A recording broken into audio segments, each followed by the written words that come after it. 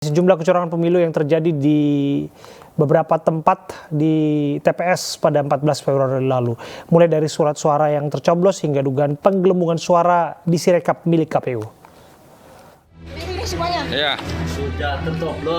Sudah tercoblos di PPS 01 Lemah Dhuwur, Adiwurna Tegal. Ya, betul. 02. Dugaan kecurangan pemilu terjadi sejak di TPS saat pemungutan suara berlangsung. Saat itu, seorang perempuan menunjukkan surat suara yang sudah tercoblos pada gambar paslon nomor urut 2 Prabowo Gibran di TPS 01 Desa Lemah Dhuwur, Kecamatan Andiwerna, Kabupaten Tegal, Jawa Tengah. Mengetahui hal ini, Ketua KPPS 01 setempat meminta agar surat suara yang sudah tercoblos diganti dengan surat suara Pilpres yang baru. Ini, ibu. Seorang saksi TPS 2 Desa Akelamo Cinga-Cinga, Kabupaten Halmahera Barat, Maluku Utara, kepergok melakukan pencoblosan sebanyak 15 surat suara sisa. Temuan ini direkam melalui ponsel petugas saat saksi diminta petugas kepolisian menunjukkan surat suara yang baru dicoblosnya di bilik suara. Setelah ditelusuri, pelaku juga melakukan pencoblosan sebanyak 2 kali di TPS terpisah.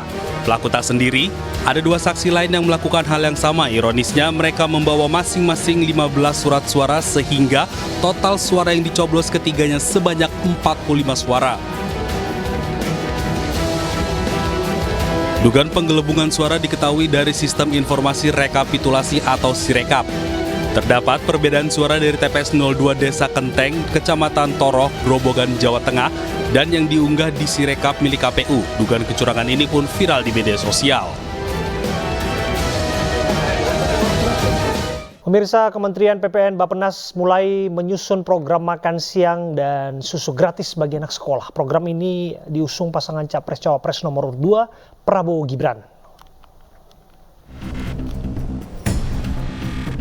Kementerian PPN Bappenas mulai menyusun program makan siang dan susu gratis bagi anak sekolah. Program ini diusung pasangan Capres-Cawapres nomor urut 2 Prabowo Gibran.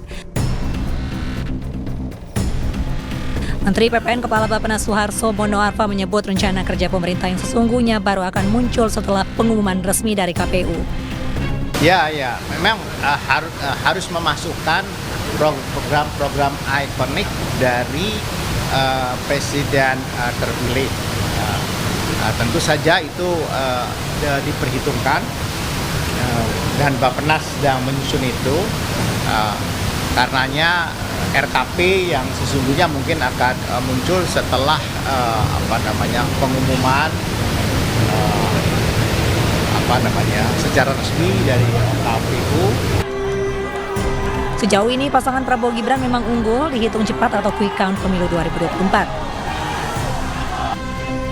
Dimasukkannya program presiden terpilih dalam APBN 2025 dinilai untuk menjadi jembatan dan menjaga kesinambungan pembangunan dengan yang sudah dilakukan Presiden Joko Widodo. Dari Jakarta, Abdul Aziz, iNews melaporkan. Sidang pra-peradilan wartawan senior Aiman Wicaksono kembali digelar di Pengadilan Negeri Jakarta Selatan dengan agenda kesimpulan. Termohon Polda Metro Jaya memilih tidak membacakan isi kesimpulan dan langsung meninggalkan ruang sidang.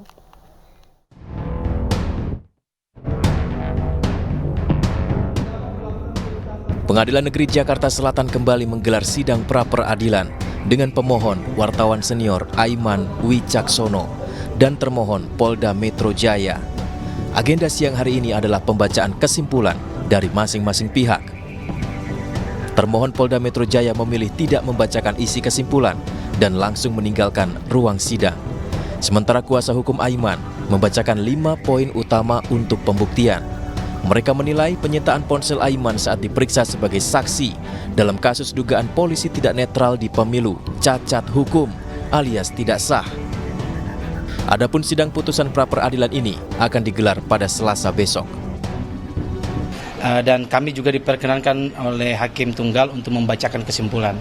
Tentu poin pada inti kesimpulan kami adalah sesuai dengan fakta persidangan bahwa proses penyitaan terhadap 4 barang bukti dari saudara Aiman Wicaksono telah terbukti menurut kami sesuai dengan fakta persidangan ini itu dilakukan secara melawan hukum. Ya, hal ini ditandai dengan adanya 2 penetapan izin dari pengadilan. Ya, karena perlu dicatat bahwa dalam berita acara penyitaan ya terhadap 4 barang bukti tersebut dicantumkan dasar atau hak yang dimiliki oleh penyidik itu atas surat izin penyitaan nomor 3 itu yang pertama. Artinya bahwa keempat-empatnya barang bukti yang disita itu sesuai dengan berita acara itu didasarkan pada surat izin penetapan yang pertama. Sehingga menurut kami apabila surat izin penetapan itu dilakukan secara benar, sudah sesuai mekanisme dalam KUHAP. 15.00 waktu Indonesia Barat. Sekali lagi tadi seperti yang disampaikan juga oleh Bung Vincent, ini bukan terkait saya, bukan terkait Aiman, tapi ini terkait dengan bagaimana kita menjaga demokrasi ini. Bagaimana kemudian narasumber ini menjadi penting. Jangan lihat siapa yang menyampaikan, tapi lihat apa yang disampaikan. Itu harus menjadi prinsip kita semua. Kuasa hukum Aiman menambahkan, saat melontarkan informasi soal dugaan polisi tidak netral, Aiman masih berstatus wartawan.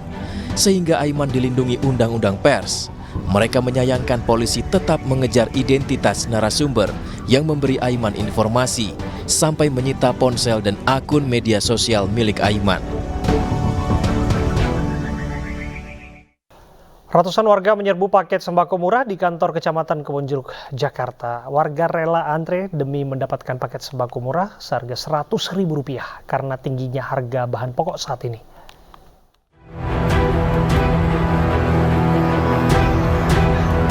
Ratusan warga dari berbagai usia termasuk lansia dan balita rela antre panjang demi mendapat kupon penjualan paket sembako murah seharga Rp100.000.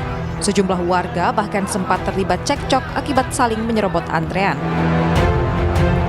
Paket sembako murah ini berisi 5 kg beras, 1 kg tepung terigu, 1 kg gula, serta 2 liter minyak goreng. Akibat ramainya antrean, sejumlah warga harus pulang dengan tangan hampa lantaran kupon penjualan paket sembako murah habis. Mahal, apalagi mahal, gula mahal. Ya pengennya sih. Iya, pengennya murah. Senang ya Bu ya dengan kondisi ini? Seneng lah, lihat aja tuh, sampai ada yang nggak kebagian. Oh gitu Ibu? Iya. Masih ada yang nggak kebagian? Ada ngantri-ngantri panjang, tahu-tahunya misalnya tinggal sisa 19, sisa 8, ya baris, per baris. Nah Ibu nggak dapat nih? Enggak. Kecewa ke Bu dengan nggak dapat yang gini? Ya maksudnya kalau cuma ngantri ngambil di sini, ya nggak masalah sih. Cuman kalau misal dari RT kok nggak nyampe gitu subsidi RT. Sebanyak 2.000 paket sembako murah ini dijual secara bertahap dalam beberapa hari ke depan guna menghindari membludaknya warga yang sangat antusias untuk mendapatkannya. Dari Jakarta, Miftahul Gani, iNews melaporkan. Penjualan beras murah untuk stabilisasi pasokan harga pangan di Bojonegoro, Jawa Timur ricuh. Bahkan sejumlah lansia terjepit hingga pingsan karena kelelahan mengantri.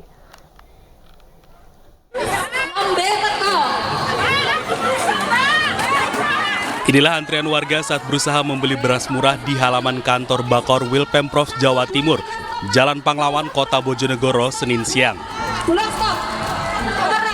Ribuan warga yang mayoritas kaum ibu ini harus rela berdesakan mengantre hingga 3 jam di tengah terik matahari untuk mendapatkan beras murah. Kegiatan ini digelar oleh Dinas Ketahanan Pangan dan Pertanian DKPP Pemkab Bojonegoro melalui program Gerakan Pangan Murah. Namun jumlah pembeli di luar dugaan hingga membludak. Bahkan sejumlah lansia sempat pingsan karena kelelahan. Nyiksa Mas, kita beli aja kayak orang disiksa Mas. Ini nggak manusiawi ya? Ya manusiawi. Biasanya nggak kayak gini Mas, saya dari jam 7 masih tidak dapat apa-apa. Adalah kegiatan kita dalam rangka stabilisasi pasokan dan harga pangan. Jadi kegiatan ini sudah 2 kali ini dilaksanakan, rencana 15 kali ya. Oh ya wes.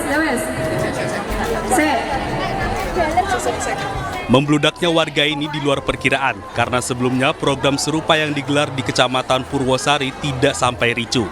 Dari Bojonegoro, Jawa Timur, Dedi Mahdi, iNews melaporkan. Kita ke informasi lainnya. Pemirsa, perayaan Cap Gomeh tahun 2024 berlangsung sangat meriah di kota Singkawang, Kalimantan Barat. Masyarakat sangat antusias dan memadati jalan raya untuk menyaksikan berbagai parade kesenian dan budaya.